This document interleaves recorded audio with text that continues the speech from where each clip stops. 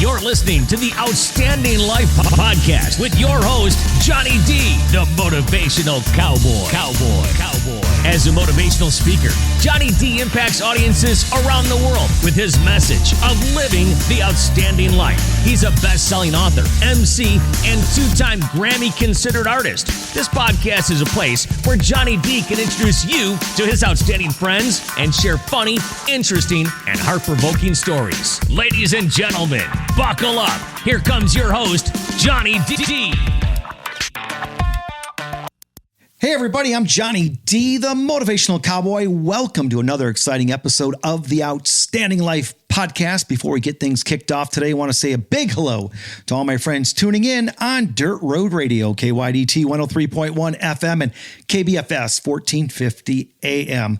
Today in the studio with me, I have my good friend Joe Downing. Joe, how are you? I'm doing great. Thanks for having me, Johnny. Man, Joe, I'm just letting you know right now, we have one incredible episode coming up. You have no idea what you're getting yourself into, but you're going to be happy you're sitting here today. Looking forward to it. Today, all the way from Florida on the phone with us, we have Molly and Mandy. Mandy is Molly's mother. And I want to set this up and let everybody know how I got introduced to these ladies. And that is, I met them at a NASCAR race years ago. And this past year, I ran into them again, and Molly had given me a friendship bracelet. And I was like, this is so cool. It said Team Chevy on it. I was like, oh my God, this is great. And she looked at me and she says, you don't remember me. And I looked at her and I couldn't lie. I was like, no. And she's like, it's okay. Don't feel bad. I look a little different. She was a little bit heavier. And I just said, this is great. Thank you. And I needed to know more about the story. And so we start talking. I was like, I got to have you guys on my podcast. I was like, you guys are so inspiring, so motivating, and your family's been through so much. And Molly, I can't thank you enough for being here. Mom, Mandy, I can't thank you enough for supporting your daughter and being on the show today. I know you said you were a little nervous, but I know you're going to be able to tell this story amazingly. So thank you, girls, for being here. Thank you. Hey, so I want to get things kicked off by just, how did this all start? I mean, can you share a little bit about yourself and the illness that you have faced? Yes, sir. It kind of started when I was 11, but I wasn't diagnosed until age 13. I was diagnosed with rheumatoid arthritis, which kind of ties into a autoimmune disease, which later on affected more. Mom can kind of tie in the rest of it because it gets really confusing because it's so much. But so she was 13 years old when this happened, correct? 11, yes, 13? Yes. The pain and stuff started at age 11. Yes, sir. Yes. She was diagnosed at age 13. When she was 14, she was diagnosed with gastroparesis, which means her stomach did not function properly. It did not empty in a timely manner, which means she was not getting nutrients and vitamins sufficiently. I went into like a vitamin deficiency and malnutrition and everything. And I was over 200 pounds at age 14 with malnutrition. Wow. Yeah. So they recommended that she do gastric stimulator, which is a device that is put into her stomach that shocks her stomach to empty. And so she ended up going through several of those. She took a medication to help. She ended up doing a feeding tube. It bypassed my stomach and it went in through her nose, down her throat, and bypassed her stomach into her intestines to give her nutrients. And we did this at home. We changed it out. She got to where she could do her feedings herself, clean her tubes and everything. She had it for a couple of months. And it was some of the best months, like physically how I felt, that I had felt in years. I had more energy and I just wanted to go out and do more. I love like crafting and everything. And I had the energy to paint and do crafts and all of this. Finally. I remember one day we were driving to the craft store and she looked at me and she said, Mom, I don't feel like I need a nap today. And I said, what? You don't? And she goes, I have energy. And so we get into the store and she's just walking down the aisles. And I remember looking at her and going, I have my daughter back. And she's just looking at pens or pencils or paints. I can't even remember what it was. And I remember taking that picture and sending it to my husband and going, we have Molly back. Like, I have my daughter back. Like, this is the happy Molly that I remember. And thinking, we have to do something. Like, we have to do something drastic. Something has to change. And so we consulted with some neurologists on the West Coast that we knew personally. And then we consulted with some of her doctors at the University of Florida.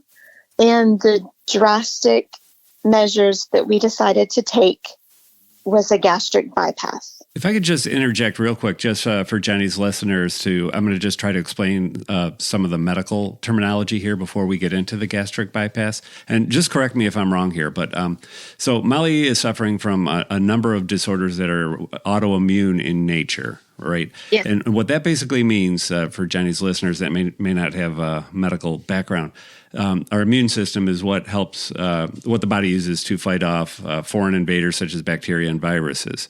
And when you have an autoimmune disorder like Molly, the body is attacking healthy tissue. So her disorders of rheumatoid arthritis most likely related to that. And in the case of her gastroparesis, also most likely related to that. And the gastroparesis basically means that your stomach, Molly, was not working. It was not breaking down your food. You just weren't absorbing nutrients the way you needed to. So when they put that temporary feeding tube that was going right into your intestine, you were starting to absorb the nutrients much better than you had prior, which is why you were feeling better. Does that sound about right? Yes, sir. Okay. Exactly. Great. And now we're on to the recommended procedure for you was a gastric bypass. Is that correct? Yes, sir. And just so everybody knows, Joe is a nurse. That's why he's here today to kind of fill in the blanks of, dotting the I's and crossing the T's for this incredible story. So Joe, thank you again for being here. Glad to be here. Go ahead, ladies. So we decided that we would do the gastric bypass. And that was a hard decision to make. It took over a year. I was 17 when I decided, yes, this is probably the best thing for me.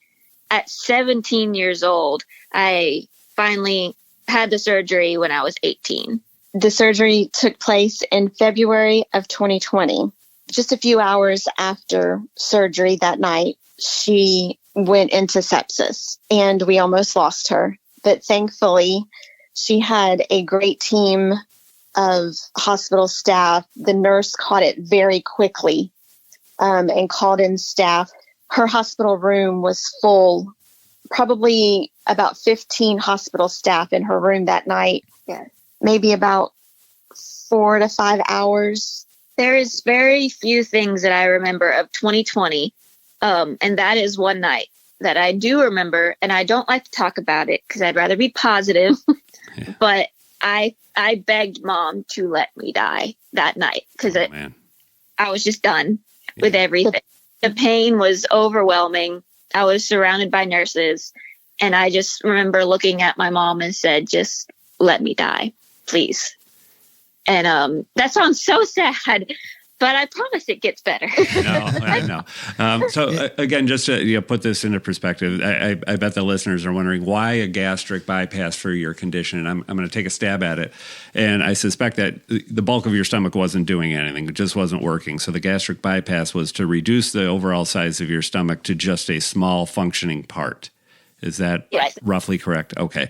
So you had this gastric bypass surgery and then unfortunately got septic afterwards, which means you had a systemic infection from the surgery that just went rampant and put your life in jeopardy. Correct, sir. Okay. Correct.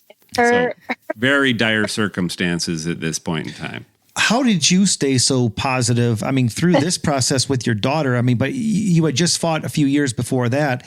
You know, your husband had leukemia and fought that. I mean, you obviously are a very, very strong woman. How did you stay motivated and inspired through this whole process? I mean, you had to be strong for your daughter, but I mean, inside you had to be dying.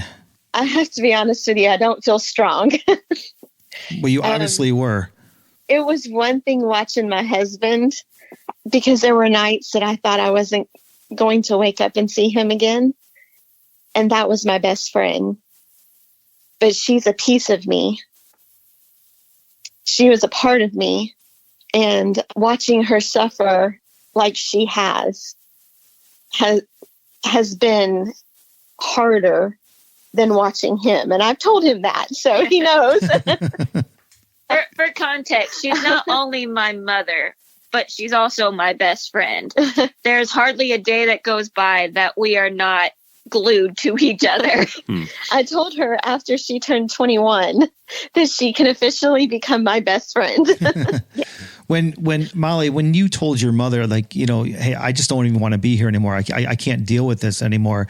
Mandy, I have to ask you, what did you tell your daughter to get her out of that funk or that way of thinking? I just kept telling her to hold on, and I was standing at the top of her bed, at the head of her bed, The hospital bed. because they allowed me to be in the room. This was prior to COVID. And I was holding her hand while I could. And there was a time, it was at 4 a.m., that I snuck out of the room and I called my husband because he was at home, and the hospital was 2 hours away from our home. I called him. I said, "You've got to get here. You've just got to come." I said, "It's not good. You just got to get here." And by the time he made it to us, we were both asleep and she was good. Within several hours, well, by noon the next day, she was up walking the halls like nothing was wrong. Wow. I have seen miracles in my lifetime, and I have to say that was one of them. Yeah. And That saying where the pain and hurt only lasts for a night, for a season, that is a prime example of it. Wow. The pain was severe, but it only lasted a little while. And then I was up and smiling and walking just a few hours later. Wow. And- Well, kudos to your medical team for, recognizing your signs of sepsis and reacting quickly and saving your life. So thank goodness. Absolutely. Is that the end of this story, or is there more? Oh, absolutely not. That That's is just the beginning. That is the tip of the iceberg. I am so sorry. No. This We are intrigued by your story. The surgery, though it was a success, and helped her tremendously, was a difficult recovery. Her stomach, which was a normal size, and the surgeon says was completely dead. It was corroded. He said it was corroded. When he got in there, he said her stomach was dead. This was the best thing we could have done for her. It's now the size of a walnut. Recovery was rough. And so over the next 6 weeks or so, she could barely even take a sip of water. She couldn't eat. Even the saliva from my mouth would make me sick. Yeah. If that gives any indication of how. And we'll just leave it right there. Yeah, how bad it was. Right. Not a fun time. And then you throw in the beginning of COVID. Yeah. And hospitals shut down. And I couldn't take her anywhere to get fluids or vitamin supplements or IVs or anything. And things just kept getting worse and worse and worse. And all of a sudden, one day, my son asked me, "Mom, I need to talk to you." And he pulls me into my bedroom and he shuts the door behind me. And he goes, "Something's wrong with my sister." He is 4 years younger than me. And I said, 3.5. What do you mean? He goes, "She doesn't remember things." And I stop and think, I'm having the same issues. I've noticed the same things. She's not remembering things. Well, we start noticing that she's not regulating her blood pressure and her heart rate, and her body's getting weak, and she's not able to stand on her own. We're having to help her walk. And quickly, she's losing function.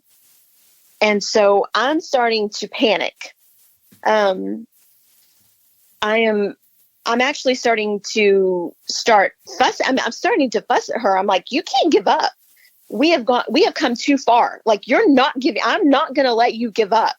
This is one of the few things that I remember kind of vividly from that, because a lot of it, I don't know if it's the trauma that's blocked it out or just the memory issues itself.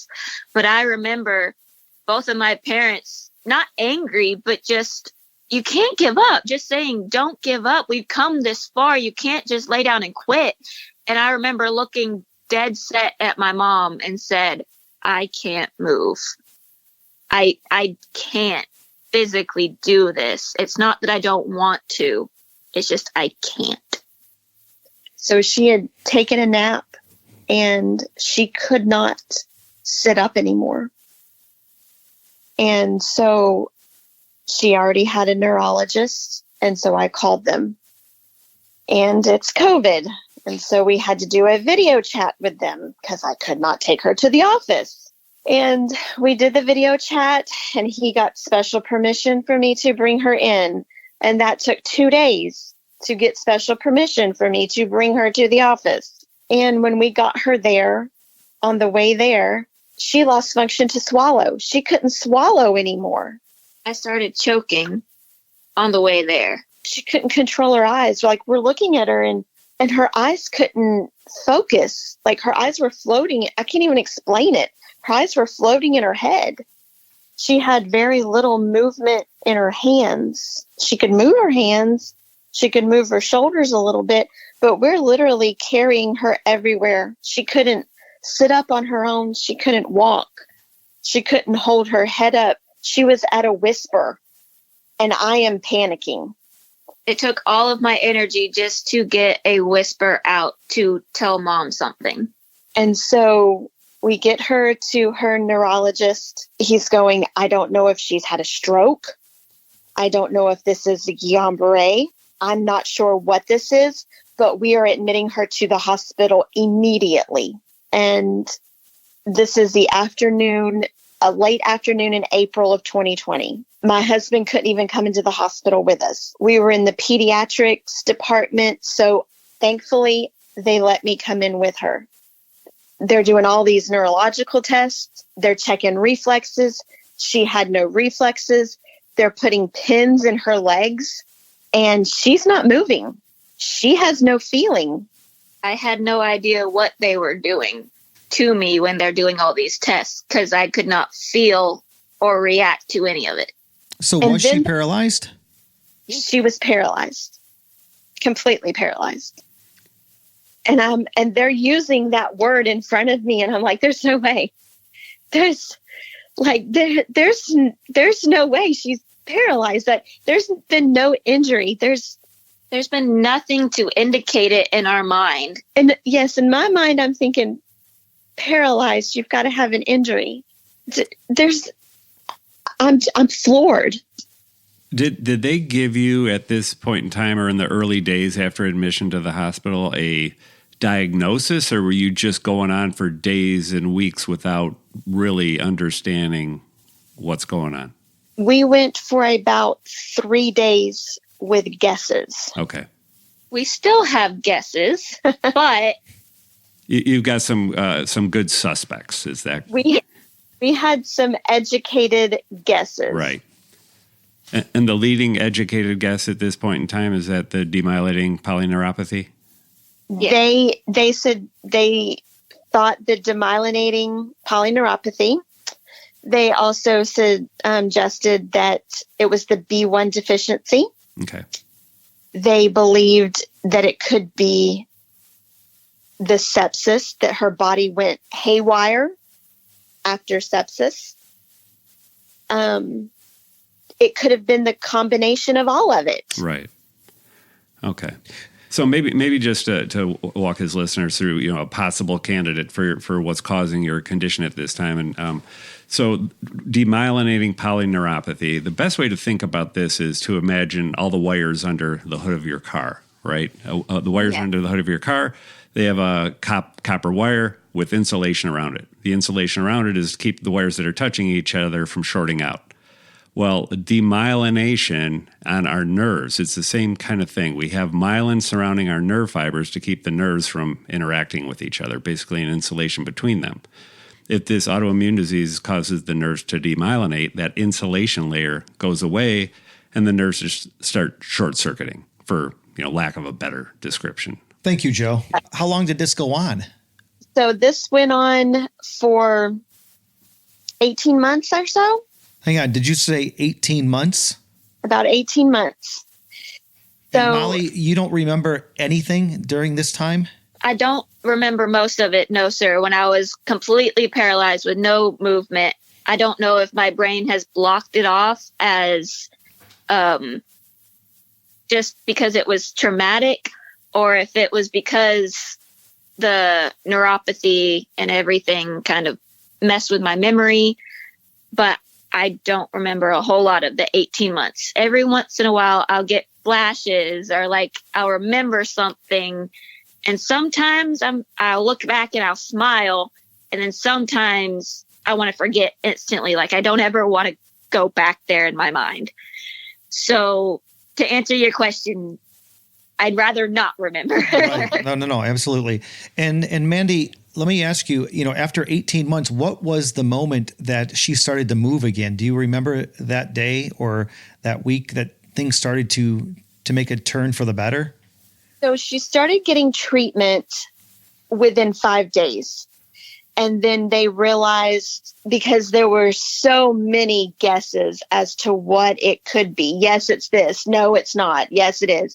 Treatment started. Then it increased, then it decreased, and then it changed. And so she started getting a little bit of feeling back in her arms, and she could sit up. And then she got some feeling back in her thigh. And then it started getting better and better and better slowly. And it's still taking a toll on my mind because I'm 18 years old. All my friends are going off to college, getting married and all of this. And I'm stuck in a hospital, stuck in my bed in a wheelchair, hardly even able to talk at times. And you asked when was the point that I can go back and say that's when I got better. Is we went to a camp meeting only because my friends were going to be there, and I went to go see my friends. And I remember just breaking down crying. And well, the week before we were in therapy, she was in therapy too. And the therapist told her dad and I, if she doesn't get out of her mindset, she's never going to walk again. I was not there for that conversation, but they told us, they said she's depressed. She's got it in her mind that she comes into therapy. She's already crying. She doesn't want to do this. If she doesn't get out of this depressive state, she's never going to walk again. So we decided that we would take a week off of therapy. We would just kind of get her out of town, get her away from the hospital therapy, let her go see her friends. And when she says camp meeting, it was a church revival where she could go sit somewhere else and be with her friends all day. It was like all day for a week. Well, like 4 or 5 days. Yeah. And I don't remember most of that week, but I remember one church service. I was sitting toward the back in my wheelchair, and I just got this urge to go pray. So I rolled myself up. I was able to roll myself up to the altar by myself, and I poured my heart out and said, Lord, if you can use me in this chair the way I am, I will happily do it. I will go through the pain. If you can use me to help others, I will do it. And Molly, was that your come to Jesus meeting?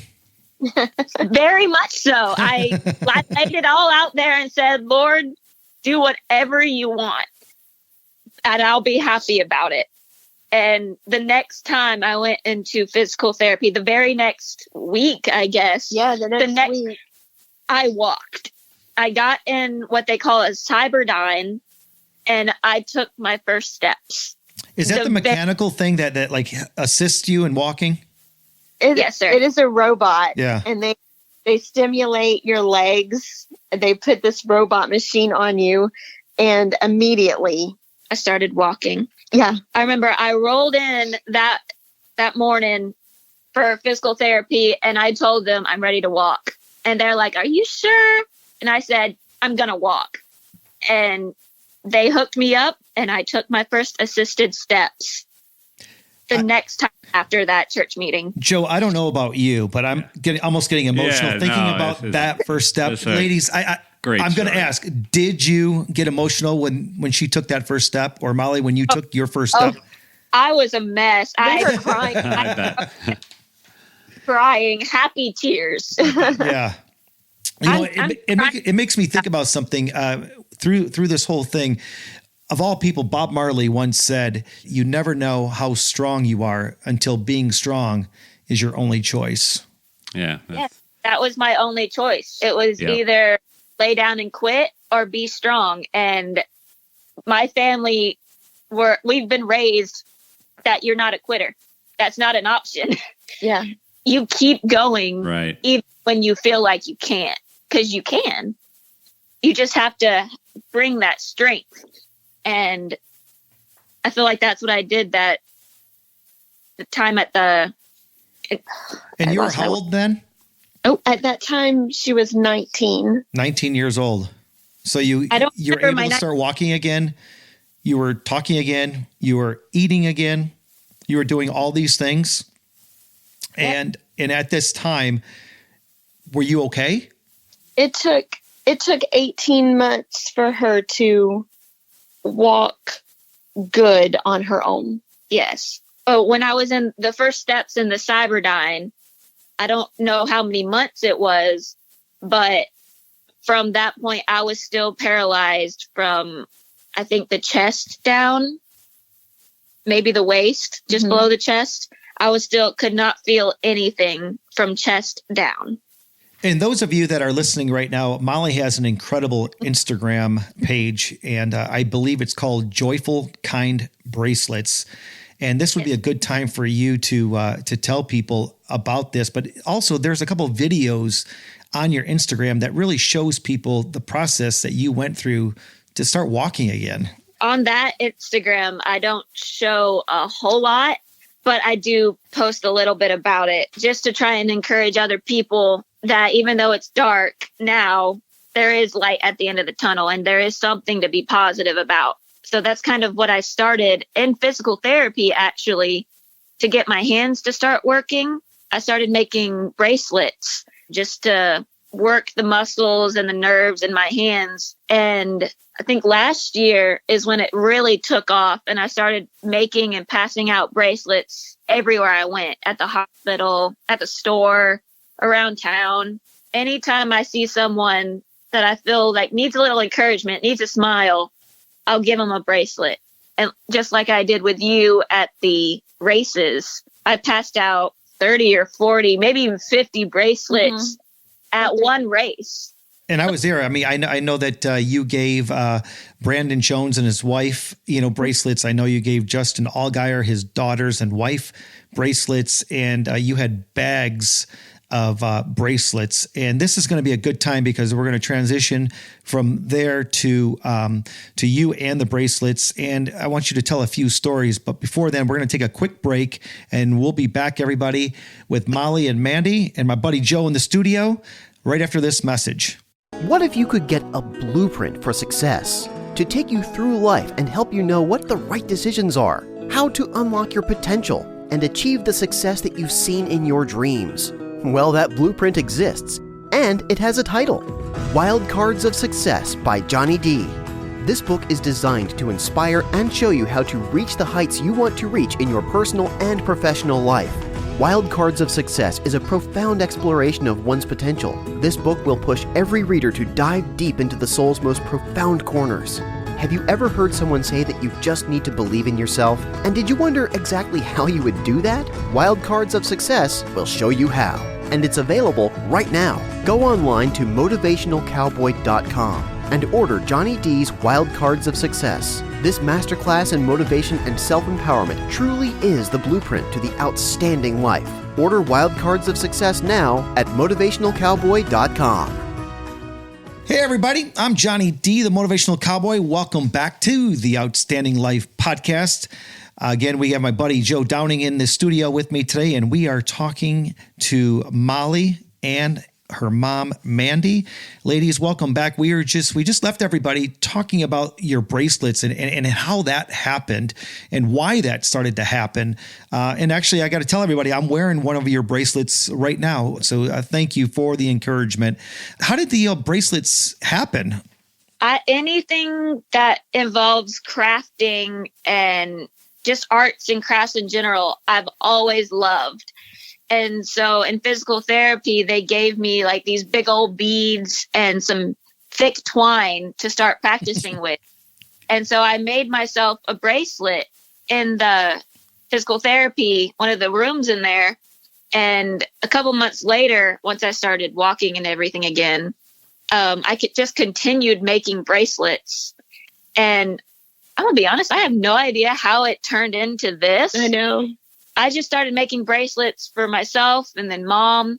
Then we started giving them to the kids because so in her treatment, she would go into the pediatric oncology department. And so she would give out the bracelets to the kids getting their chemo or going in for whatever. As well as the nurses. And so when you give a bracelet to a kid, of course, you're going to get a smile back. Every time. Especially when you see a kid in there going through chemo, they don't want to be in there. And it breaks your heart to see a kid in a hospital for whatever reason, especially one that's in there for cancer. And it hits home for us. It just kind of picked up. And so Molly would bring her bracelets and we would just give them away. Anytime I saw someone that needed a smile, I felt like I'd give them a bracelet.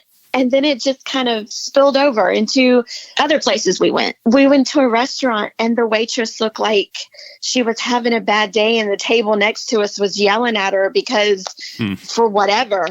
And Molly would give her a bracelet and it made her smile. Yes. We've even had waitresses who cried because Molly was kind enough to give her a bracelet.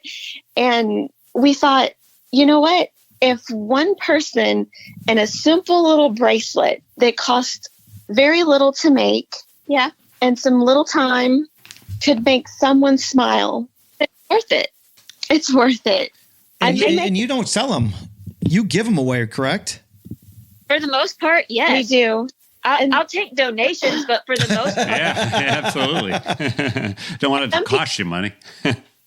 Some people have been so kind as to give her donations and say, hey, go buy you some more beads. Yeah, because at first keep doing what you're doing. I was against the donations at first, but after 3 or 4 people insisting on the donations, I was like, okay. How can people, if they wanted to send you a donation, how could they get that to you? They could find her on my Instagram. Okay, and then just message you. And again, that's Joyful Kind Bracelets. Yes, sir. On Instagram. It all goes to the bracelets. It goes to making people smile. Great. The cool thing too is I have to talk a little bit about the bracelets because not only do you just have these bracelets, but you actually write a hand note on every single one of those bracelets. Hundreds and hundreds of bracelets. For the most part, I have like the little tags that lead you. It's the QR code that leads you to my Instagram, but each bracelet has like those letter beads on it. Like yours says Team Chevy. Some of them says kind. Some of them say joy. Just different little words that every time you look down at it when you're wearing it, it can bring a smile to your face. Mandy, through this whole process, I know that you told me a couple of weeks ago on the phone that your daughter never lost the ability to smile. I mean, I know that she's an inspiration. We are starting to see and tell her story, and people are starting to see that she is a very positive person. Through this whole journey, the one thing that your daughter did not lose was the ability to smile. Can you talk a little bit about that? So when you do a neurological exam, they ask you, that's part of it. They ask you to smile. They ask you to frown. They ask you to show your teeth, all these facial expressions. And she could not frown. How fun! She couldn't frown. But through the whole thing, she never lost the ability to smile. They would ask her to smile through the whole thing. She never lost her ability to smile. And not just a small smile, like one of those big old showing your teeth smiles. Yeah. And they'd laugh so hard at me when they'd ask me to smile and then frown. And I couldn't help it. I couldn't help it. I started smiling when they asked me to frown. I can feel it through the phone right now. Yeah. I just wanted to say about that is, I work in a hospital, and there's no place better to go than a hospital to see the unfairness of life. Yeah. And I know that you have had more than your fair share of challenges, and life probably at moments didn't seem fair to you. But, the one thing that I'm inspired by is, patients such as you and people such as you, that you never lose hope and you never lose purpose. And in your case, it's, the purpose of helping other people. I just, I'm very inspired by you. And it's wonderful, both of you. I mean, not just you, Molly, but Mandy, and, never losing hope for your daughter and still having purpose here in all the maladies that you face together. Yeah. Well, that was one of my things is I know what it's like to have pain and feel low and not want to live anymore.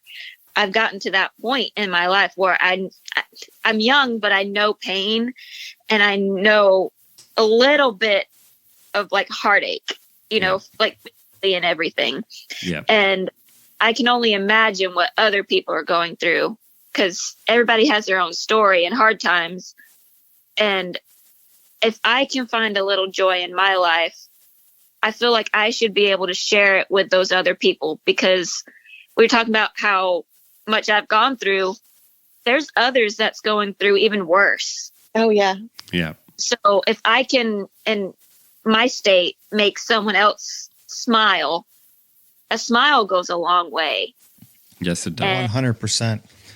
I just want to be an encouragement to others. That's all I want to do. Molly, this is kind of a weird question, but something I just have to ask you this. Do you feel in some way through all of your pain, through all of this journey that you've been on, do you sometimes feel like you're lucky? Like you are such an inspiration that you wouldn't, if all of this didn't happen to you wouldn't be inspiring others that need you the most. Yeah, I would use the word blessed. I don't think she would be who she is today if it wasn't for all of these troubles and pains and sleepless nights and questions. I would not be the kind person that I am today, the outgoing person I am today, if it wasn't for the paralysis, if it wasn't for the autoimmune and the pain. I don't think I'd be as empathetic as I am without all that. We were, Wednesday, we were in infusion and there's curtains in between the patients. And Molly and the lady next to her getting infusion, they were talking and they couldn't see one another. And the lady, the patient gets up and she's finished before Molly and she walks around the curtain to tell Molly goodbye. And the first thing she said was, "Oh, my dear, you are beautiful. You are gorgeous." And that kind of set Molly it threw me off. She's like, I'm not used to hearing that. But my thought was, it's not the outward appearance. It's her inside that's beautiful to me. It's not what you see on the outside. It's her inside that's that's beautiful. And my husband and I always say that our family wouldn't be who we are had it not been for the leukemia or the autoimmune disease or the paralysis. We wouldn't want to have to go through it again. And I wouldn't wish it on my worst enemy. No. It was rough. It was rough. It still is.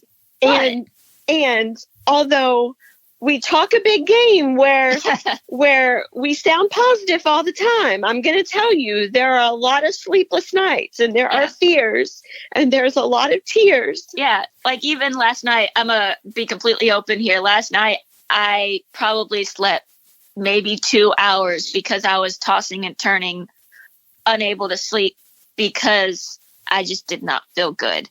So that even to this day, there's pain and it hurts.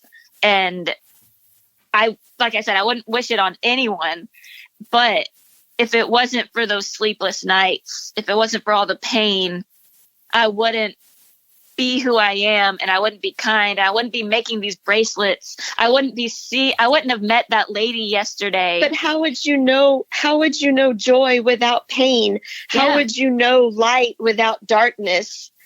You can't walk that line and know the truth of either side if you hadn't been on the dark to the light.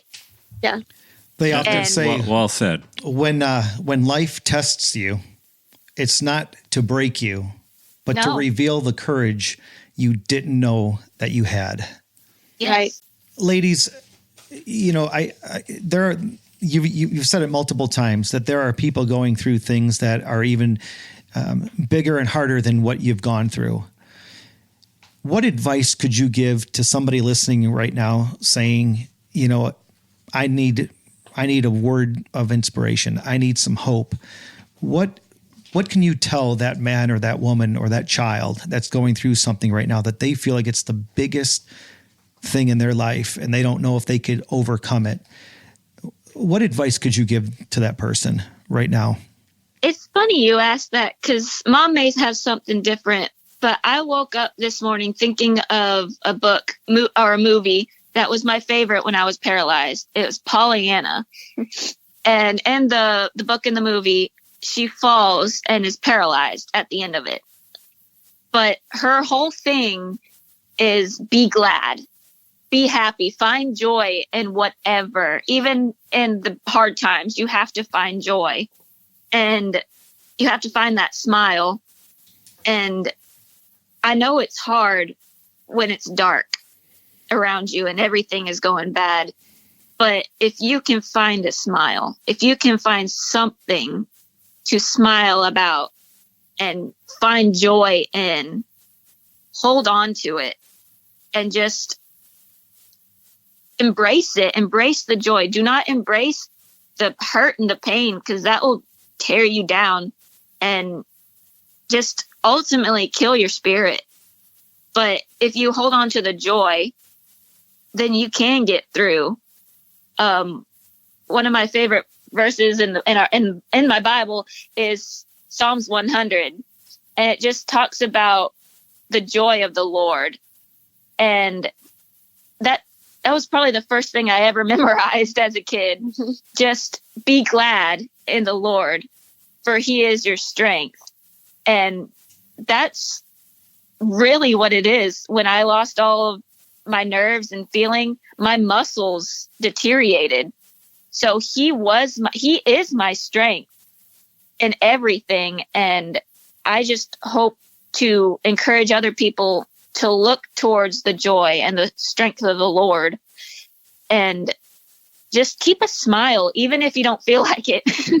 But that's just my outtake on it. Mandy, Mom, how about you? I would have to say never give up, because tomorrow is a new day and you don't know what's going to turn around for you. My husband has this thing where he says a trial is either going to make you bitter or better, and you get to choose. And so don't give up. Just don't give up. Just keep going. Just keep going. Keep waking up. Keep that smile, even if it's hard. Yeah. Because eventually it will get better. You will find joy in something. You will find that happiness again. It may take a little while, but just like that story I told you of the sepsis, it was only a few hours and I was walking again the next day. Hardships only endure for a night. And Molly, where do you find the motivation and the inspiration to come up with all of these thoughts for your Instagram posts? oh my goodness. Most of the Instagram posts, I'll scroll through Pinterest and just look through motivational quotes, funny quotes, a movie quote, I guess, that really stuck out to me. I think there was a few times there was a quote said in church that I used, and just there's no one set point where I find these things. If I see it and it helped encourage me, Yep. I'm going to write it out and make a post about it just to encourage someone else. In your everyday walk, you can find something to be positive about. And that's kind of where all of those posts come from. Molly, tell everybody again how they can find your Instagram. What is it again? It is Joyful Kind Bracelets on a capital J, and the rest is all lowercase, I believe. And it's on Instagram. There's a couple of videos on there as well as encouragement. Every single day you post things. Ladies, has Molly's sickness improved enough to be considered out of the woods? Is this something that she's going to have to deal with the rest of her life? Or is she like totally out of the woods now? I'm so glad you asked that. Molly still has her challenges, pain mostly. But as of May 2024, 4 years after her diagnosis, she shows no signs of CIDP anymore. She was able to stop her IVIG treatments. She still has neuropathy in her feet mostly. The numbness, pain, sometimes her feet doesn't want to pick up, so she still uses her crutch some days. 2 months ago, she had a neurological exam, and she got the greatest news ever. And what's that? We were told in the beginning of her diagnosis that her reflex would probably never, ever come back. And they started with her arms, and her reflexes were back in her arms. And then it moved to her hands, and her reflexes were in her hands. And then they moved down to her knees, and her leg kicked out. And then I started crying. That's awesome. And she had reflexes in her knees, and we both started crying. Her reflexes are still not there in her feet, but in my knees, they are there. And they told me they'd never come back. And they're there. We're just overjoyed that the parts of her body they said would never heal are healing. As far as her rheumatoid arthritis, she will most likely be in treatment for the rest of her life. Some people can go into remission. However, they don't believe Molly will. We've tried to come off of medications and it didn't go so well. But that's okay. We have come to grips with that. We are at peace with it. She is at peace with it. Absolutely. And the medication is working. She still has pain. But the disease, the medication is working. The disease is dormant. It is not affecting anything else. And so we believe that this is what God has for her. If by some miracle, God says, you're done, you don't have to do this anymore, your body is healed, then we're going to rejoice. If we have to sit inside of an infusion room, a hospital room, whatever, for the rest of my days and fellowship with nurses and other people, I will gladly do that. Yeah. She also takes infusions several times a month for vitamin deficiencies, and they vary.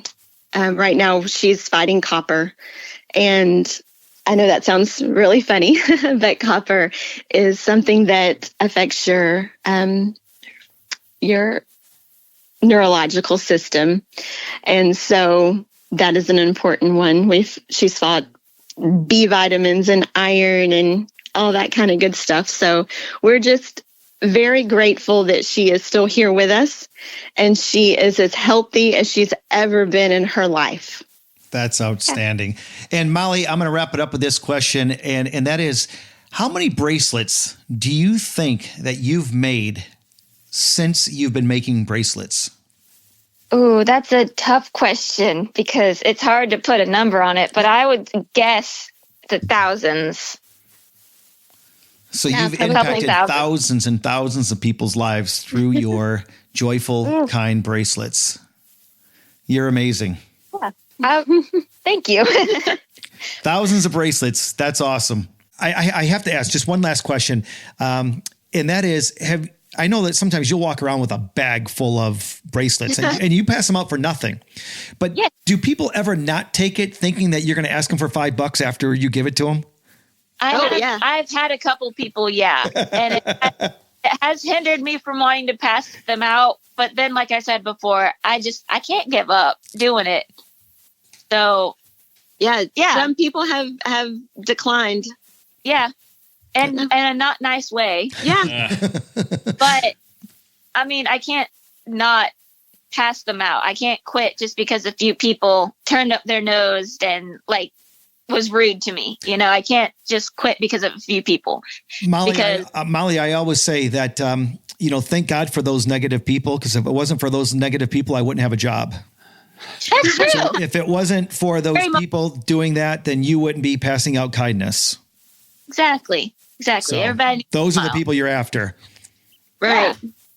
Well, ladies, again, I can't thank you enough for joining us on the Outstanding Life podcast. And again, go to Molly's Instagram, Joyful Kind Bracelets. And if you feel it in your heart, reach out to her and maybe get a couple bracelets. She doesn't sell them, but maybe you can give her a couple bucks.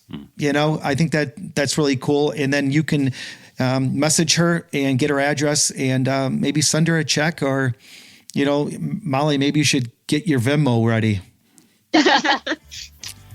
Ladies, thanks again. Thanks for joining us on the Outstanding Life podcast. I'm Johnny D, the Motivational Cowboy, telling you, be safe, have fun, and have yourself an outstanding day. Hey, I'm Johnny D, the Motivational Cowboy. Let me ask you, are you planning a conference, convention, meeting, assembly, or any live event that needs a guest speaker? Man, I would love to be a part of it. For more information, visit motivationalcowboy.com. And don't forget to check out my Outstanding Life podcast every Saturday morning at 6 a.m. right here on Dirt Road, KYDT 103.1 FM. I'm Johnny D, the Motivational Cowboy, telling you, be safe, have fun, and have yourself an outstanding day. Thanks for listening to the Outstanding Life podcast. Follow Johnny D on Facebook, Twitter, and Instagram at Motivational Cowboy. If you or someone you know would like to be a guest on the show, advertise, or would like to make a donation, please visit motivationalcowboy.com. And remember to have an outstanding day.